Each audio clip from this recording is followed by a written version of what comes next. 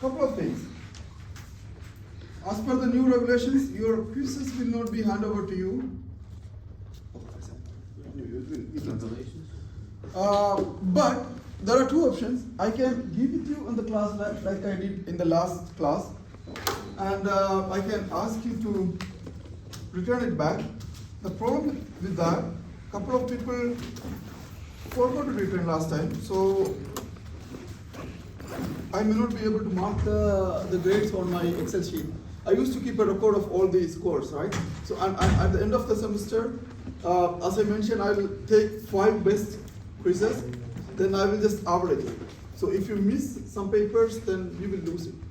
So I suggest, I'll keep the papers in my office, you can come and visit. Or if you really want to distribute in the class, I can distribute in the class, but don't forget to give it back to me, okay? At the end of the class. So if you have to decide which one is the best option for you. And regarding the midterm, the second midterm, when you want to be the midterm, we scheduled to be on Monday. 20th. Monday. If you want, I can do it on Monday. If you want, a couple of people were emailing me that you have a lot of midterm going on the same day, back to back. So if I cannot extend a long, I mean, you know, do 2-3 weeks, but I can just 1 week. 1 week. So which is the best day for you? Monday or Wednesday? Wednesday. Because I wanted Next week, to Wednesday. the week after. Yeah. So 20th is Wednesday. Sorry, it was Monday, and if you 22nd want is it on- Wednesday. The week after that. that will be Wednesday. 29th of October. Okay. Everyone agree on that? Or Yeah. if you want on 20th, I can make it. But I heard that on you have with them back to back 21st, 22nd, 23rd, right? Is it 20th? You want to mess around. Doctor, at 20th, how This many midterm chapters? will decide whether you have to drop the course or you have to stay here. Because this midterm also carries certain marks, right? The first midterm was only 20 marks. This also will be, I hope it was 20 marks, right? 2015. So 2015. So if you lose the first midterm, it's fine. As far as you are scoring for other exam with a better score. But if you lose 2 of them, you will be in trouble. Because you have to have 62% to pass the course. And you still have chances, because even if you make 0 marks for the first midterm, that should not be the case, you will get some marks. But in case, if you miss some of the questions and if you still wanted to get a good grade, you have a chance to get it. But if you do very bad for this midterm also, you will lose about 40%. So math, physics will be 29. Sorry? 29. 29. Okay, I'll announce on island. Doctor, I talked to the, I had to do the exam on the same day for the other people also, so that I can arrange the proctor for this one. Yeah. Any question on this one? one question. Doctor. No. Yeah. If it wasn't the 20th, how many chapters will it be? Whatever just after the midterm first, from until what I am teaching on the board. Okay? I don't cover anything, whatever given on the syllabus. If I didn't teach you here, that will not come for the exam. Yeah. Not right now. I'm just, I have to have 3 people actually got sick, so they could not take the makeup exam. And I really want them to take the makeup exam so that I can just call you everyone one day and just you can all have the look into the papers. Okay? And I will announce the midterm before you come to my office so that you will know how much. And if anyone want to submit the class activity for the last class, it's time to submit it. I don't take it after. And yeah. What if somebody isn't here on the 29th? Sorry? Like they can't give the exam on the 29th? That's what I said. If anyone have problems, then I will go for 20. It's up to you. Sorry? There is no choice. خلاص خليك So midterm? project. Yeah, I'll become maybe this week or next week. Okay, so that's all about the midterm. And for the midterm second, the most important chapter is the chapter we just did before the electric potential. Okay, let's move on. 23? Sorry? 23, you mean? Gauss's law. Gauss's law will not come for this. Gauss's law already be covered for the other. I will not be asking anything. But you should know Gauss's law to do something with the potential if you want to calculate the potential from zero. You can do without the Gauss's law, but there are certain problems it will be easier to do with the Gauss's law. So you should know the symmetry and just solve it. Okay? Any question? And you don't have any quiz this week, but next week, since you don't have any midterm, I'll be having a quiz. Otherwise, I can make it this week or just next week, whichever you like. Let's make this week. Doctor, can we see it Wednesday? You want this week? No. Okay, then we'll make a quiz this week and then no, next week. Okay. Next week. If the quizzes are your choice, I told you, I just need 5. I know how to get 5 out of all these. I think we have this is October, right? No, but we have 1.5 months, so I can make it 3 more quizzes. That should be fine. But if you want more, then it's up to you. So chapter 25, we are going to a new chapter. And remember, I will, if I get time, I will solve the class activity problem I gave you the last class. And I will not be uploading any more solutions on island. Because a couple of people were not attending the classes, they just were emailing me, where is the lecture note, where is the solution, where is this? Then you don't need to come to the class. You can just sit in the room and just do just whatever you want to do, and just day before the exam, then you can just study and just get some marks. So my point is that whatever the question I ask for the exam, I will be mostly asking from the whatever I'm doing here on the class. That's the best way to do it. Because there should be some credit who are coming on time here and sitting here and listening to me, and we should get some benefit of it. Professor, for us, can you put the notes? Notes already I told you. Whenever I ask you to take the picture, whenever I ask you to write down, you should. So that you can just rewrite. And I always insist you to practice whatever I'm doing on the board. Go home, do at least once. That's enough. Then you just need to study the day before the exam, then you will get it. Otherwise, you just open the day before the exam and you see all the lecture notes, you won't get anything. So just practice it, okay? So the chapter 25th is something useful as engineers or physicists. So far, all the other chapters, we were discussing the ideal conditions, right? There was no real-world explanation where you have infinitely long wire, right? You don't have any real world. There is no infinitely long wire. These are hypothetical situations. Or you have some infinitely long sheet and you charge it, right? So all the chapters, whatever we have covered, the first 21st chapter, we talk about force, right? Then the next chapter we talk about electric field. And the next chapter, Gauss's law. again electric field. Here we used to find numerical method. Typically we use direct integration. Okay. Here we use some shortcut.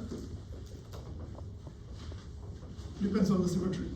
We have to find the area and all these things. And the next chapter we talk about electric potential, right?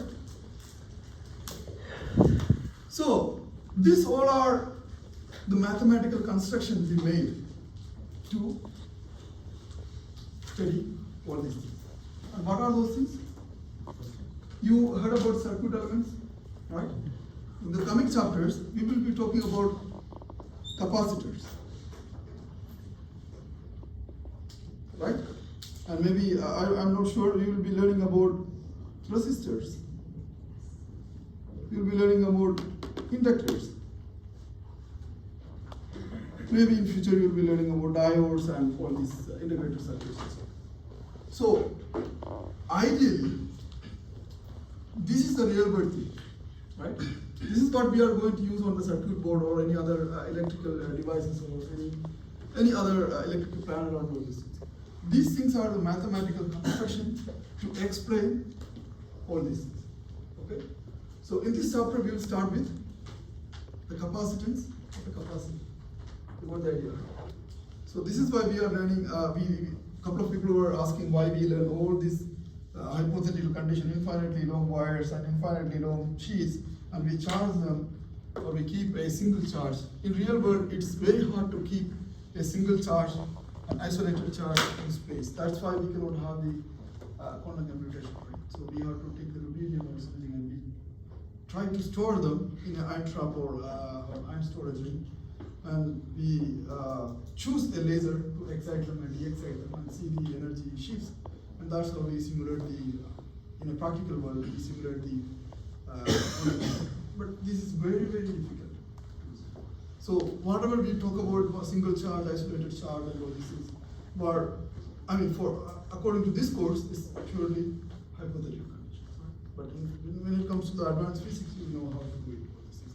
So all these things we study to explain these things. So in this chapter, we will be starting with first circuit element. What is mean by circuit elements? Elements, you know, something which is putting on a circuit.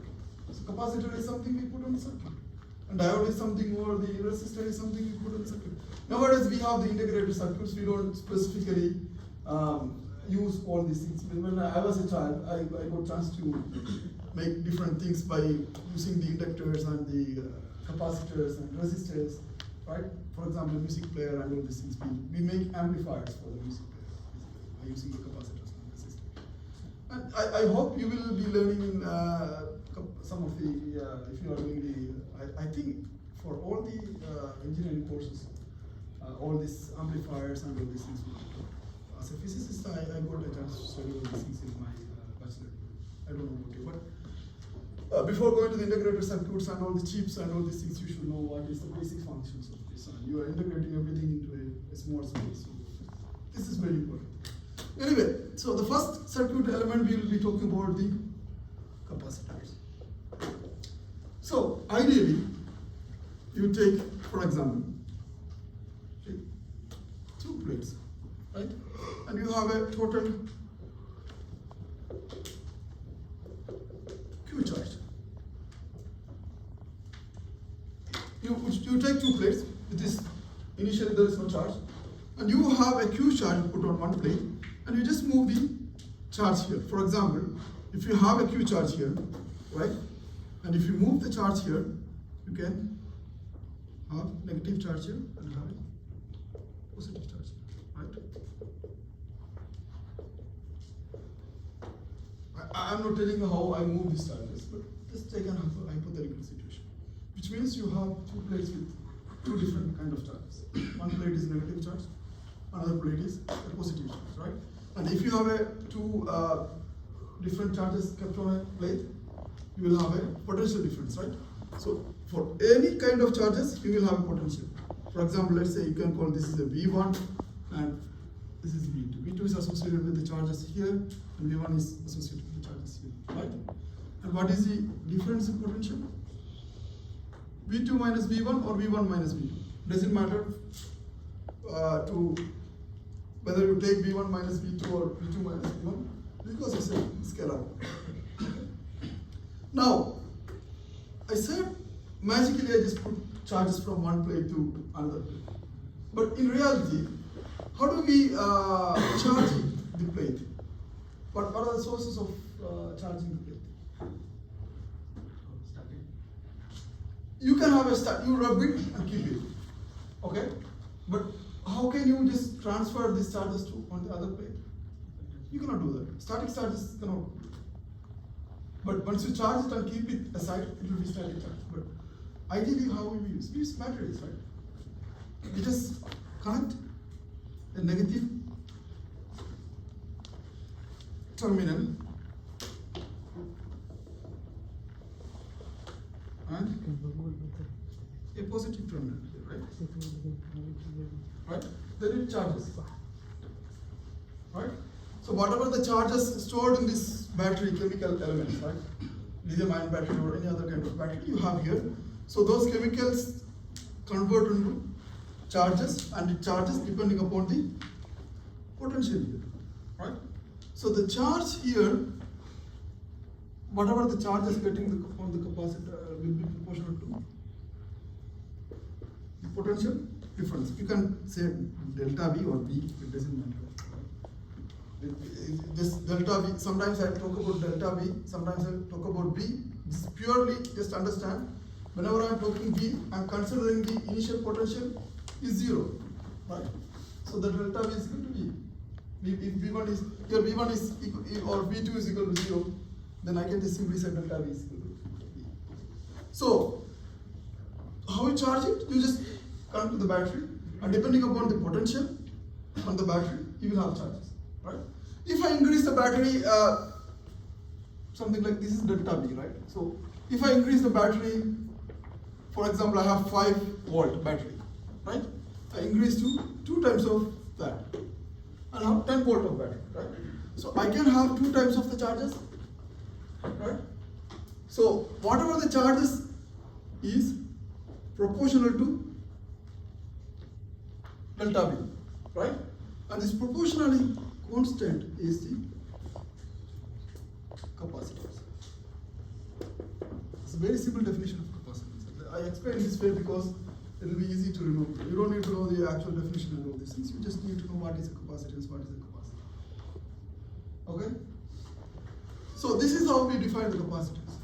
And then there are some features about the capacitance. So I told you this is something like Q is equal to C into delta V versus Q into V. So in your high school you must be learned about Q is equal to CV and C is equal to Q over V and all these things, right?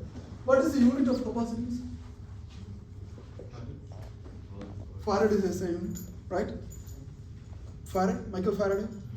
You have seen, some of the work of Michael Faraday, where he created several kind of capacitors. He created the spherical capacitors, he's created the cylindrical capacitors, and he learned this capacitance does not depend upon the charge, or it does not depend on the potential difference. It purely depends on the geometry.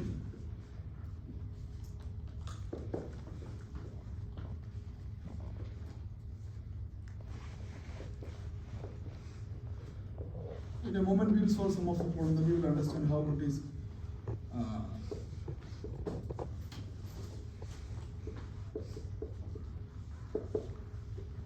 you'll understand how it is not depending upon the charges and the potential. So the SI unit typically we use Farad. You must have seen, if you take the small capacitors, which we don't have here, you must be seeing this in like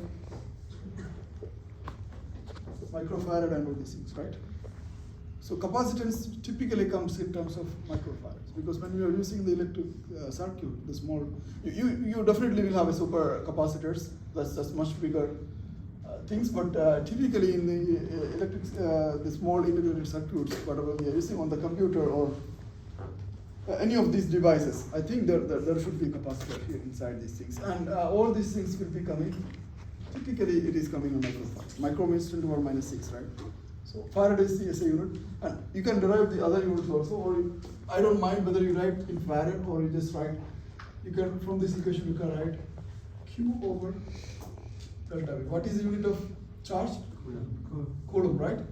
And what is the potential?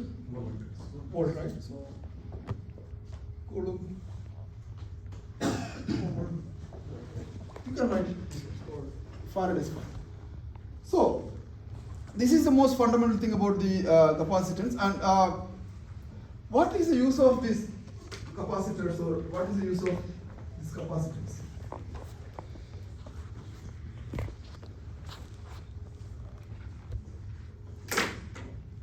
So you have something connected here.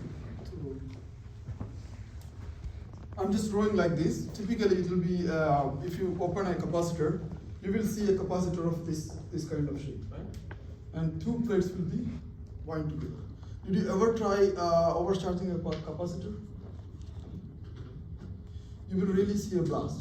I did a couple of times. If you take the, don't do at home, this is quite, you see all the safety Googles and stuff like that. And if you take a larger capacitor, and if you keep increasing the voltage between them, it will really blast like a small bomb. It's not like a bomb, but it will definitely make a sound of, it will look like a fireworks or something. So it's quite dangerous. So you take a capacitor, which is really charged oxide, and you connect batteries to charger, right? So it is having a potential 5 volt, right? And first I told you the capacitance doesn't depending upon the delta V or Q, it's purely depending upon the geometry. And what are the uses of these capacitors? The mobile phone, nowadays the mobile phone, the random access memory or the flash memory is quite advanced. But the idea of creating this flash memory, for example, which uses the technique of capacitors. How do they use it? So you take a capacitor, right? And you charge them. And you just disconnect, right? So you will have 2 isolated charges, right? So when you disconnect this battery, you will have a system like this, right? And you have billions of these kind of things, where in the flash memory, it records as 1. When you charge them, it records as 0 when you don't have any charge, right? The flash memory works 1s and 0s. You have binaries, right? So the binaries, like in the memory chip, people used to have the binaries semiconductors of the diodes and PN junction analysis. But for the memory, they use capacitors to store the information. Because once you charge it, right, it will stay forever, unless you discharge it, right?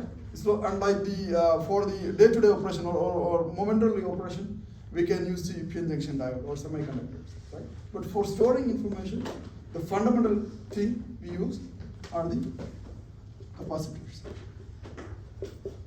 right? So when you have a system like this, we call them capacitors, and we use them for the a typical example. You must be seeing 32 gigabytes of flash memory and all these things, right? So all this fundamental, nowadays it is more advanced, but on a fundamental basis, they use a small capacitors. And if you take a flash memory of 32 gigabytes, you will have billions of them. Okay. And these are the uses of capacitors, typically as a circuit element. And also, if you have seen the capacitors, I don't know whether in real world examples, the SMPS, have you heard about the SMPS? If you look at the computer, the old computer, or the charger, basically, this one. This is kind of an SMPS, which means that you gave them something like 110 volt or 220 volt, depends on which region of the country you are. I think here it is 110, right? So I don't remember whether it's 220 or not. I think it is 220 because it is rated for 250 volt.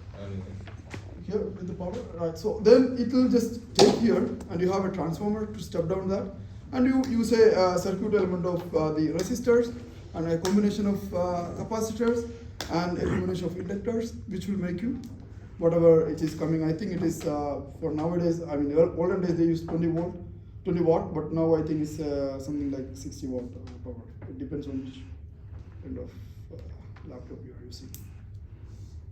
65 watt. Okay. So this is a particular SMPS or the system where you have the input will be always something like 220 wherever you are. If you are in GCC, it's 220. If you are in US, it will be 110.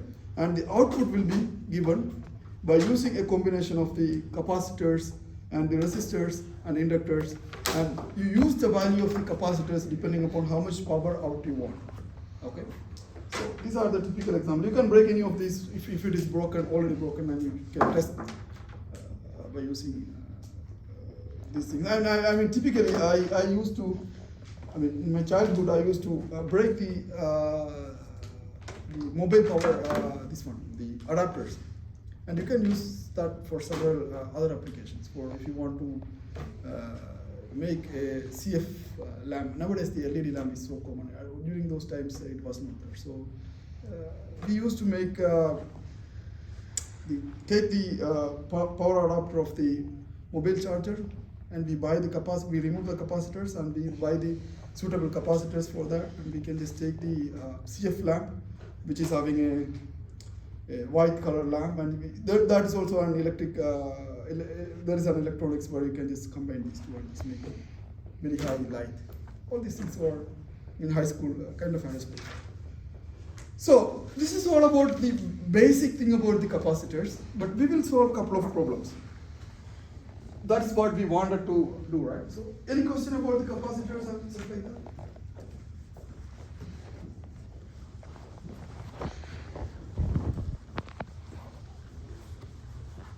So whichever the branch you are studying, even if you are studying biology, this is very important. The electronics, you cannot just get away from that. Whatever you do in your life, as an engineer or as a scientist. For example, as a physicist, I had to make a lot of high voltage power supply. And we could invent something called high voltage switches, which basically, if you look at the iron dome system, were anti-missile system, right? So you intercept the missiles with another missile, right? Like the Israel and the other countries. All the countries have this. And if you want to shoot these things, you need to trigger a very high voltage, which triggers the firing of the missile. And it depends how fast you can do this, right? So there is something called high voltage switches, which for the military purpose they use for those kind of things, but for the laboratory, use for switching high voltage.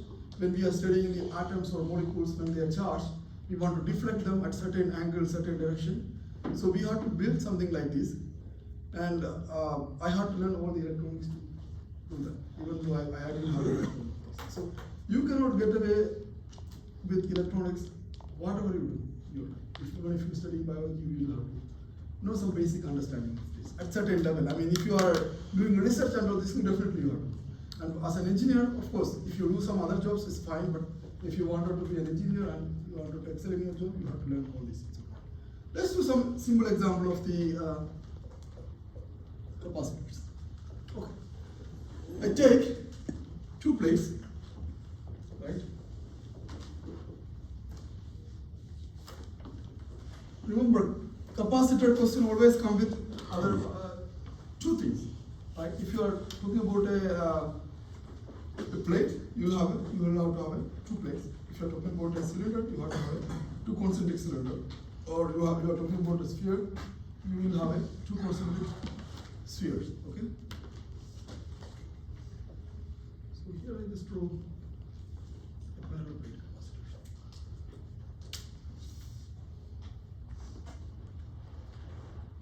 So I have a capacitor of length with a plate of length L2 and width L1, and I will have to have the same length and width for the other plates, right? And they are separated with a distance of d, right? Find the capacitance of this system when they charge to Q, which means I have plus Q charge here, minus Q charge. As I mentioned in the first part, if I have a total charge of Q, when I charge, the positive charge will be moving to one plate to another one, so you'll have a negative one and a positive one. How you solve this problem? Not only this problem, from all the problems from this time, you have the fundamental relation Q is equal to C into delta V, right? This is the most important equation in this course in this chapter. And you already know how to find delta V, right? If the electric field is given, right? So the first thing you have to do, find the electric field and find the potential, right? Then you just use this equation, Q is equal to C into delta, right? And C you can find Q over delta V. That's what for any kind of problem from this chapter. First thing you have to do, find the electric field, then the potential, then you can equate this, and you will get the final answer. That's all. Yeah. Since we already have Q, can't we just write the formula of V as G equals KQ divided by R? And then you can have Q multiplied by Q, and that's Q. But I'm not talking about a single charge here. It's a sheet of charge, right? If it is a single charge, you're right. You can just write Q over 4 pi epsilon 0 R squared, right? Then you can just find the electric field from that, and you just integrate it, and then you can find the potential. But I'm talking about a sheet of charges. For your more clarification, I have plus sigma charge here, minus sigma. So we can use sigma over 2 epsilon. You can do that. That's what I'm going to do.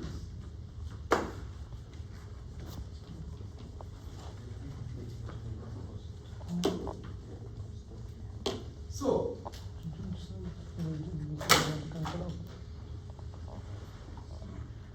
what is sigma here? Q over area. What is that? L1 times L2. L1, L2. Because I have, what is the area of the a sheet? Length times Right? I have L2 here, L1 here, right? So this is just multiplied with length with the height, or whatever the width with the length. So this will be L1, L2. So I have sigma this way, right? And when you build a capacitor, there is most fundamental thing about the capacitor is that you cannot keep the sheets too far. Right? You have to create a potential difference, a notable potential difference, right? So this D has to be very, very closer, which means your D is always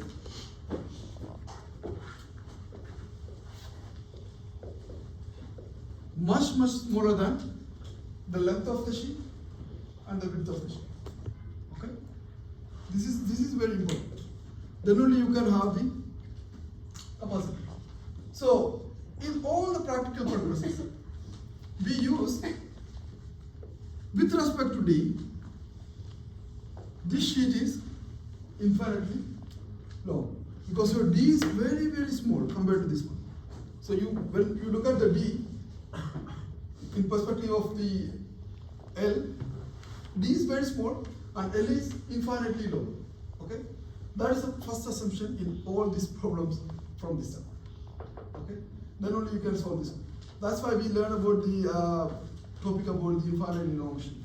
So if I consider these two sheets are infinitely long sheets,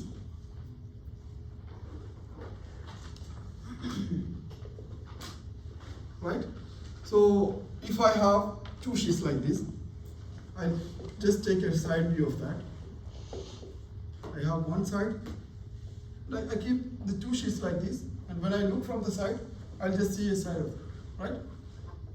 So I charge one plus Q, another one minus Q, right?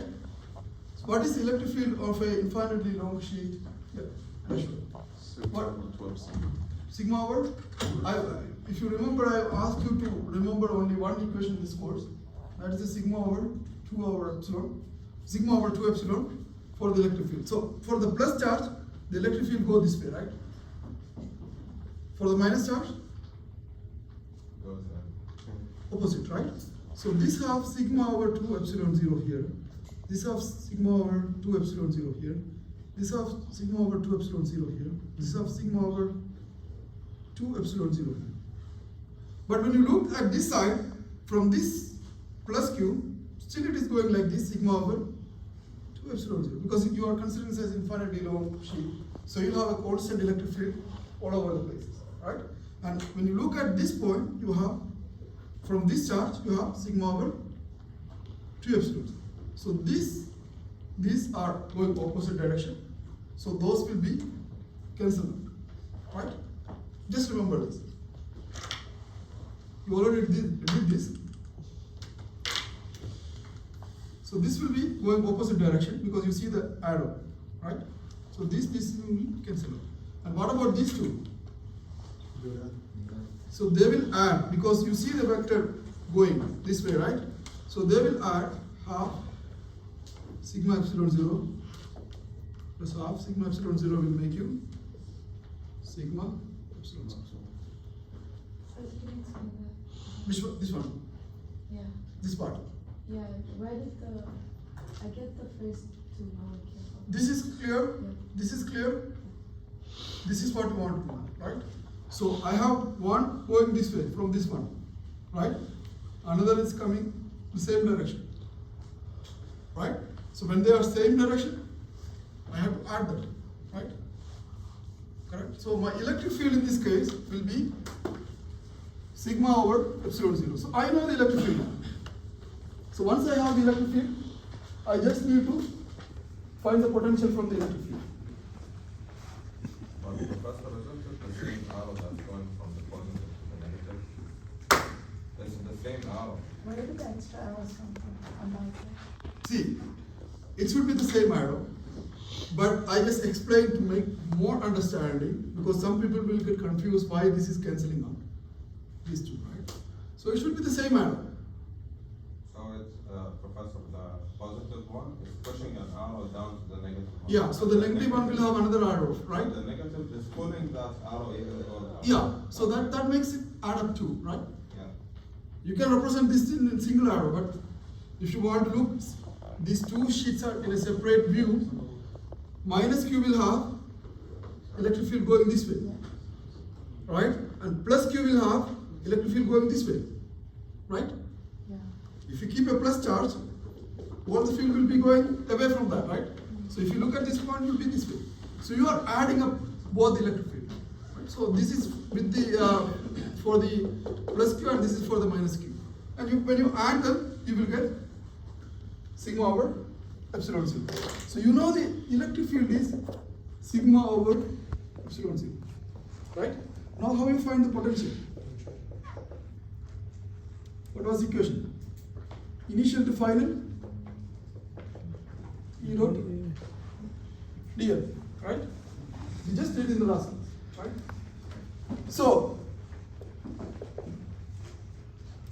I consider my electric field is uniform over this region because I have two infinite electrons. Then I can take this electric field magnitude is a constant and then initial to final dl, right? What is the initial to final dl from between these two sheets? From word to word I have to integrate. So I have a separation of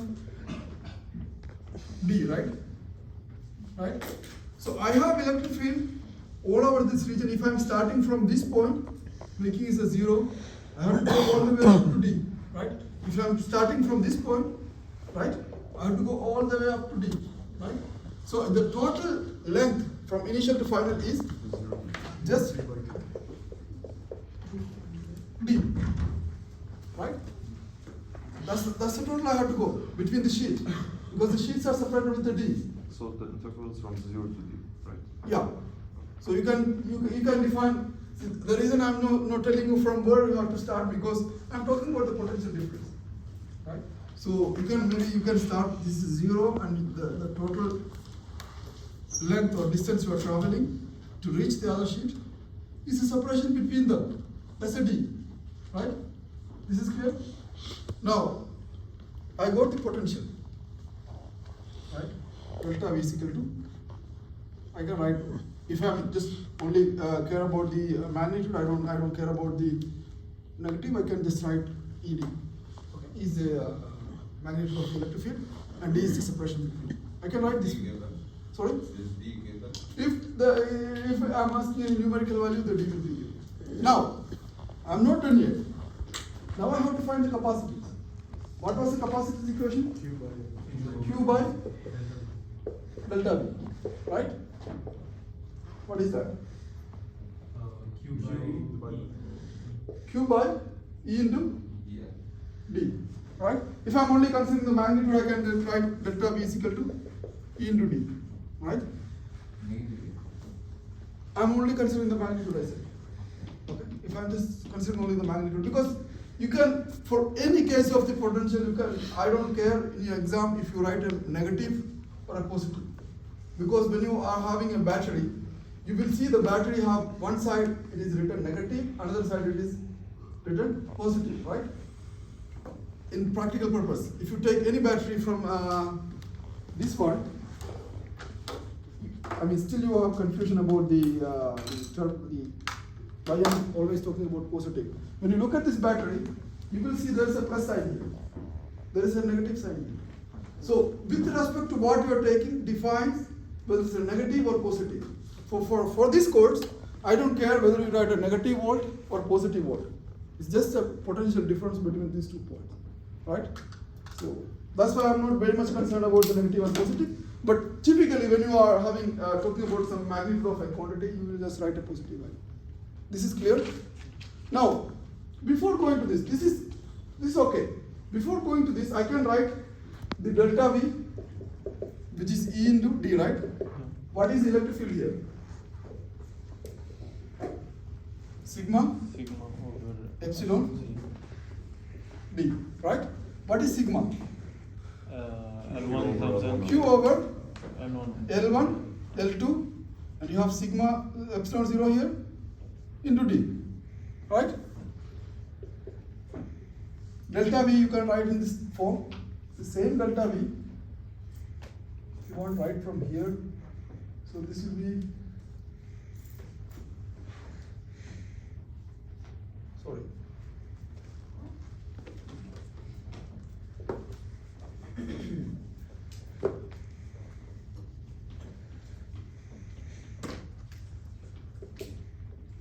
Sigma is Q over L1, okay, this is correct, sorry, into D, right? And now, what is L1 and L2? A. That is the area, right? So you can write delta V is equal to Q. B. Q over L1, L2 into D, right? This is correct? Sorry, epsilon. You can write in this form, right? So now,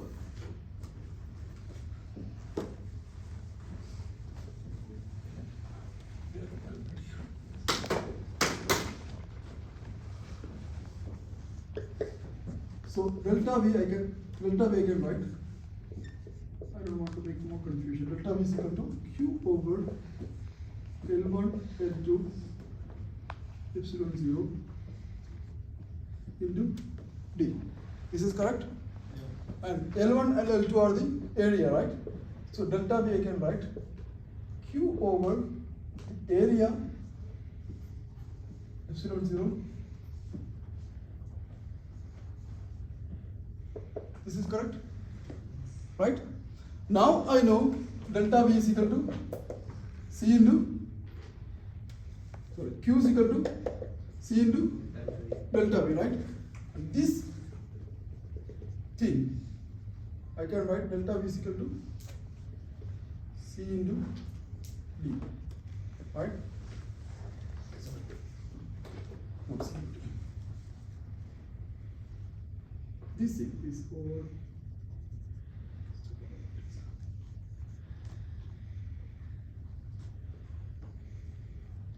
So this guy I can write delta V is equal to C into Q is equal to, I don't want to make, I just wanted to go with that equation. So this can be written Q, I keep a Q here, and A here, epsilon 0 here, I take this side, right? And D here, right? And then delta. Can I write this equation this form? This is what I was trying. Right? and this term Q is equal to C into delta V. So all this term I can write as capacitance. C is equal to A into epsilon 0 over delta. This is correct? This is correct? Because if I do the other way, I mean, you will get confused. I just wanted to make according to that equation. I just rewrite those equations and just take the factor there. Okay? That make easier? So the capacitance in any general case, if you have a sheet of charges, you look at this equation. Does this depends on the charge Q? Does this depend on the delta V? Right? But it depends on the area, right? And the distance between these two plates, right? So this capacitance only depends on the geometry of the system.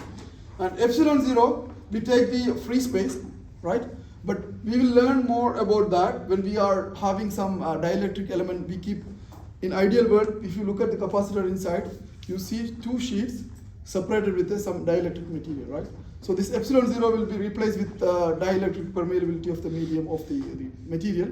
But if you look at the equation, it doesn't depend how much charge you put on the plates or how much is the potential difference between them, right?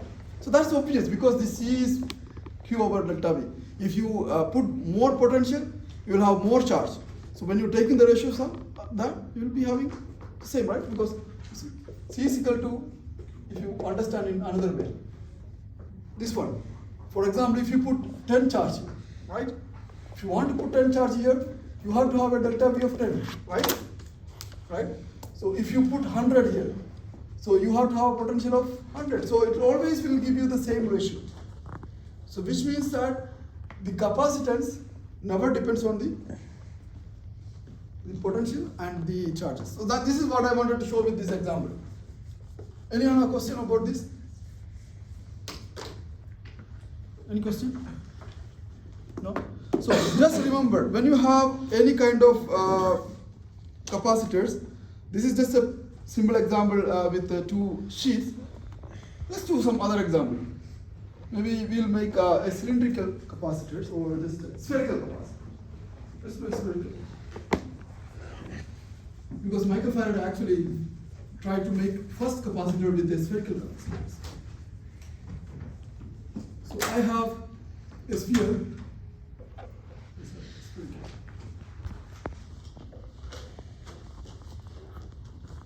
I have a sphere, okay, of radius A, right? And I charge them plus Q. So this always the capacitors having a, which kind of charge density it will have? It never have a volume charges. Surface charge distribution. So I am taking a hollow sphere, okay, with a radius of A, and I charge them. All over I have plus Q all over this place, right? So if I want to make a capacitor, I have to have another sphere, right? So always it comes as a pair. So I make another sphere, I charge them minus 1. And this, the second sphere, having a radius of B, okay? Find the capacitance of this system. How do you find the capacitance of this? So you just follow the same method. First you have to find the electric field, then the potential. Then you can just write this equation and you can find this one. You want me to do this or you can do it? How to find the electric field? I want to find the electric field. So always remember, when I'm talking about the electric field, when I have the sheet, I was talking about the electric field between the sheets, right? That's why we integrate from 0 to D. That's the distance between these two sheets. So when I'm talking about the electric field between these two plates, how the electric field will look like inside this one? This way, right? Because I have a positive charge here, I have a negative charge here. So all over. minus A? Sorry? Do you take it as B minus A? B minus A? Yeah. It could be. How you do that? So you integrate with it. So the easiest way to find the electric field, you take a Gaussian sphere in between them, right?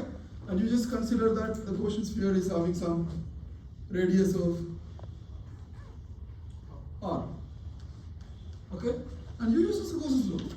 This is where you will be using a lot the Gaussian law. Professor, does it matter if the first sphere is positive or negative? In the question, I will be giving you the negative or positive. Okay?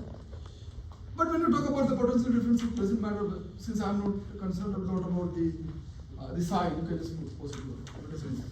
So, what is a Gaussian law?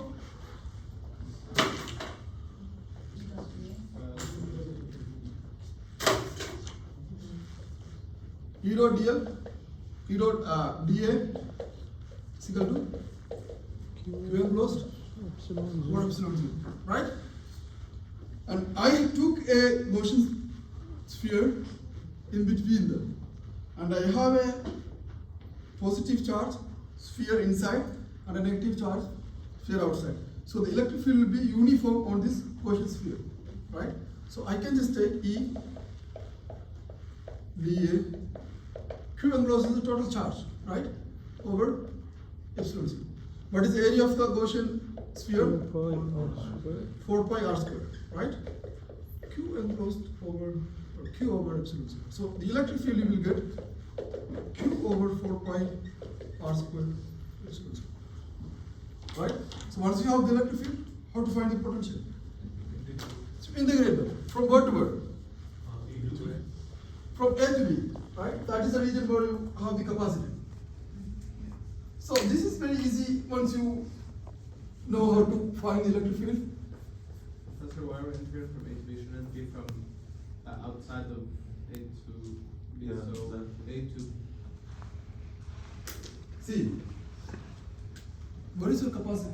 oh yeah, okay. So the capacitors are in this region, right? So this is what you have to find the capacitor. So delta V should be minus of initial to final E dot dl, right? So and on the surface of this one, this Gaussian sphere, you already assume that electric field is constant, right? So electric field.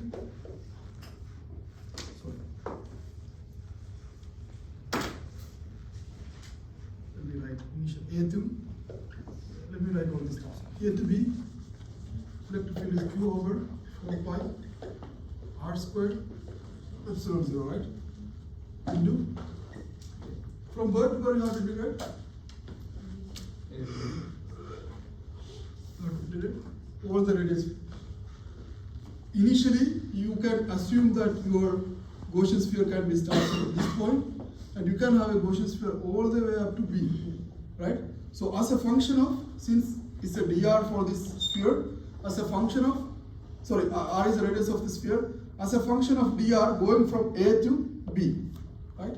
So this will be delta V is equal to Q over 4 pi epsilon 0 A to B.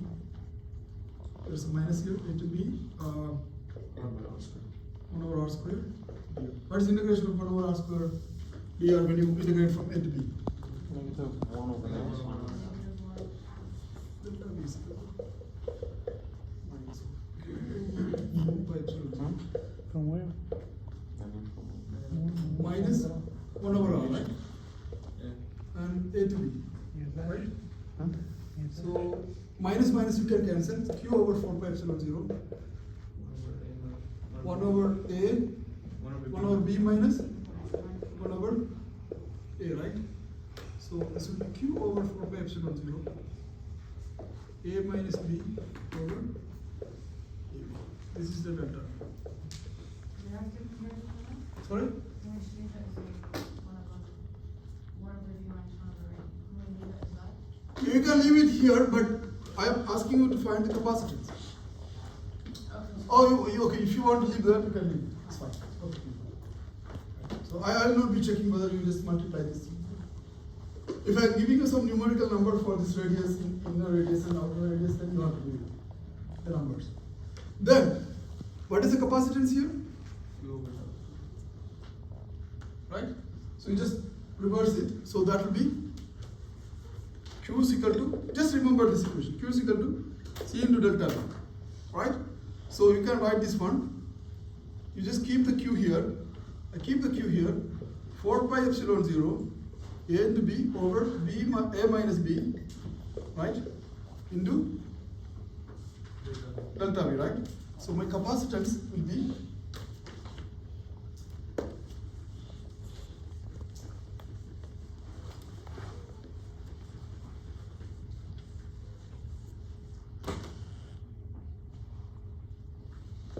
C is equal to 4 pi epsilon 0 AB over. You'll have such kind of question. I mean, you will also have, I'm not going to solve it, but I'm telling you, you will have a cylindrical capacitors. Right? You can have a cylindrical capacitor, two concentric cylinders. Instead of a sphere, I can have a question where you have a cylinder charged with plus Q, right? And I keep another cylinder of minus Q. Find the capacitance between these two. Okay, I can have such question. So just note down this kind of question, because I can have a different geometry, and for this one you already know how to solve it, right? Using the question. So you can do that, or you can you find the electric field. If it is difficult to find the electric field with the Gauss law, you can just do the integration method. We did solve this problem. And now,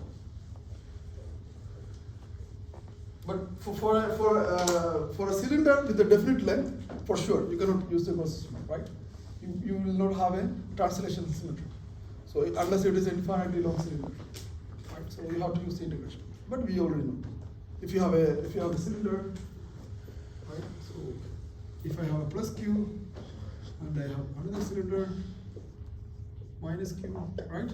You choose a point where you just draw the Gaussian cylinder, or you just take a point where you have all the charges on the surface charge here. Since you cannot use the Gaussian thing, you just assume that there is a distance r, and you integrate it. This we did. So now, next question. You want more questions or you want more concepts? Professor, isn't it supposed to be A minus B? It depends where you take it from the initial I point. mean, you already took it as A minus B in the previous computation. So Q is equal to 4 pi epsilon naught AB divided by A minus B. This one? Yeah. So then when you substitute it, isn't it supposed to be A minus B?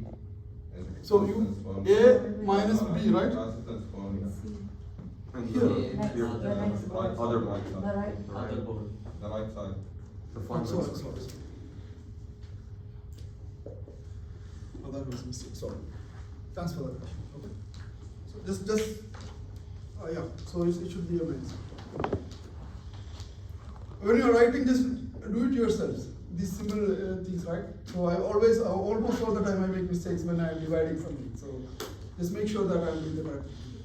Thanks for the corrections. Now, we talk a lot about how we store the charges as a plus Q and minus Q. And in reality, if you do that, you will have a certain kind of energy stored, right? So everything you will be storing energy. So in the next class, we will be talking about how we store the energy on a capacitors. Before that, we need to know a little bit some fundamentals, how we get into that.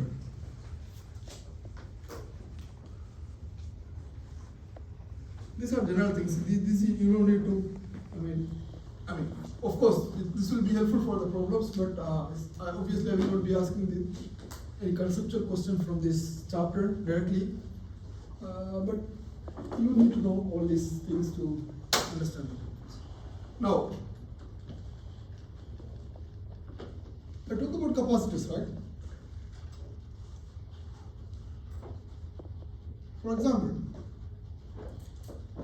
I have a transmission line where the current is going, current is flowing, and I cut it and I put two plates between them. How can you relate the current in terms of the charges? What is basically the current? Flow of electrons. Flow of something. So how you define the amperes? You remember when I talk about 1 ampere? Q over? So whatever the charges flow per second, right? So the current as a function of time is dq over dt. This is very important, okay, this concept. I will not be giving you the battery connected for 12 volt difference and all these things. Instead of I will be talking about the current. Then you have to find the capacitance for that. So basically the definition of the current is whatever the charges flowing per second, right? So I of t, I can write this one, C into delta V over dt, right? And if I assume I take the potential from 0 to some value, my delta V will be just purely a potential, right? So I can write this one, I of t is equal to d into or C into d V over dt, right? Right? So this concept is very important. In most of the cases, for example, when you keep the capacitor and when you overcharge it, right? There will be an electric breakdown. You keep two plates and you just charge it so much so that the potential will be difficult to hold it as it is. So there will be electrical flow or charges flowing, right? The best example, when you have lightning, right? So how the lightning happens? You have clouds, right?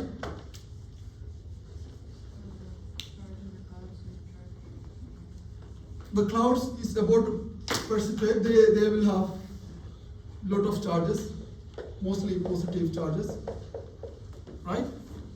Right? And sometimes there are some other clouds, they can be negatively charged, right? These are purely static charges, and at certain levels, these can hold the charges themselves, right? When the charges are so much so that the distance are closer, they will be, definitely the charger will flow from one to another. Or another example, when you don't have this one, this cloud, in most of the cases you see the lightning just on the sky, right? When you have this situation. In some cases, you will have earth, right? So this will be mostly grounded, right? So when this is overcharged, there will be electric breakdown, right? So it's just that the light you see when lightning happens, you have the air particles, right? When there is a high voltage passing through them, they get ionized. Ionized means that these charges will throw an electron mostly from the nitrogen or whatever the air particles are, right? And it will form a plasma. That's why plasma is basically a light. So you can have a capacitors holding the voltage differences for a certain charges. If you do charge more than that, there will be a current flow, right? That is why when you are going, people used to say, whenever there is a lightning, don't stand nearby a big trees and all these things, right? So this typically just shorten this way. And if you're standing here, anyway, high voltage is dropping down to the earth. Right? If you stand in between, you will get the electric shock. Because just a current flow. Current will be flowing through your body. So the idea is that, I'm just giving an example to make you understand. You can charge a capacitor to a certain voltage. If you do overcharge, there will be a current flow depending upon the potential difference as a function of time. Okay. So this is one more concept, and we will also see how we can find the energy stored in capacitor. This you understood? Because most of your textbook explanations, I don't think whether you will follow. I mean, these things are not given in your textbook. So if you, Can you repeat it? sorry? Can you repeat? Explain that. So this is something like you can have two capacitors, right? And it can have hold the voltages to a certain level. So if you overcharge them, there will be current flow. And the current flow will be going as a function of the potential difference, right? So now, what is the work done in a capacitance? What is basically a work done? A what? Work done when you have a potential difference of delta V QB. Q into, the last chapter we learned this, right? Q into V, right? So when I'm talking about a potential, it's delta V, right? If I have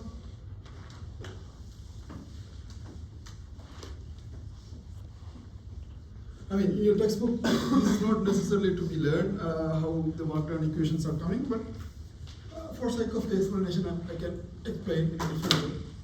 So, when you charge a capacitor, I'll go with your textbook explanation.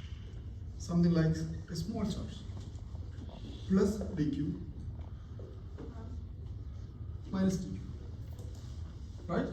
I can define the work done by this potential difference, which is having a difference of delta. A small work done will be delta V into dq. It's same as work done is equal to q. Okay? So I am talking about a small charge. The work done by a small charge will be whatever the potential difference into dq. Right? Now, if I want to, the total work done, I just have to integrate all over the charges, right? Right? And then this will be delta V into what is the total charges? Integration of dq, right? What is delta V? You can write delta V q over C, right? So these are purely mathematical tricks, okay? So that's what I said, don't get confused with this.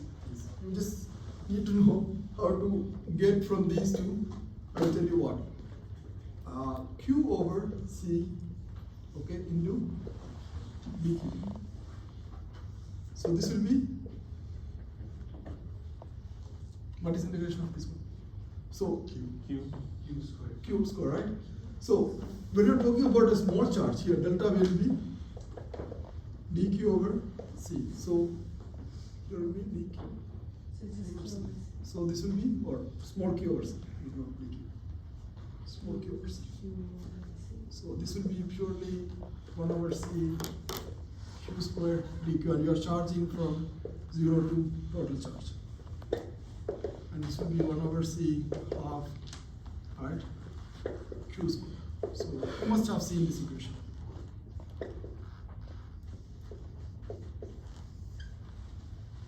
Right? This is just purely a practice of mathematical things, and it's nothing to do with. But the concept is that when you consider a small charge on a capacitor, right? You can just find a work done for corresponding that charge is moving from one to another, and then you have to find the total work done, right? Yeah. Where did Q squared come from? You know what? This one.